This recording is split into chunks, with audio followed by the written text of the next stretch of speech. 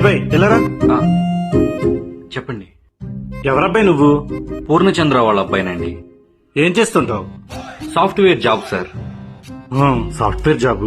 ఎంత వస్తాయేంటి? ఒక 50,000 దాకా వస్తాయి సార్. ఆ కార్ ఎవరిది? ఆ, నాదే సార్, కొత్తగా కొనుక్కున్నాను. నాకు 100 ఎకరాల పొలం ఉంది. నీకు మా అబ్బాయి తెలుసా? ఆ, లేదండి. అమెరికాలో ఉంటాడు. ఓ 2 ఎకరాల పొలం అమ్మి మా అబ్బాయిని అమెరికా పంపించాను తెలుసా? నాకింకా 98 ఎకరాల పొలం ఉంది. 98 ఎకరాల పొలం ఉన్న నేను ఏ రోజు కారులో తిరగలేదే. పట్టుమని 2 సెంట్లు భూమి కూడా లేదు. నువ్వు నా ముందు కారులో తిరుగుతున్నావు. చిన్న చిన్న బతుకులు ఉన్న వాళ్ళకి పెద్ద పెద్ద ఆశలు ఉండకూడదు.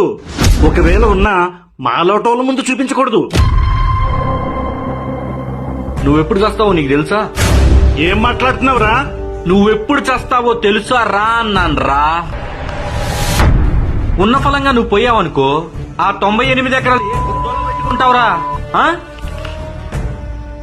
98 ఎకరాల పొలం ఉంది. బొక్కలో లుంగి తొక్కలో చొక్క.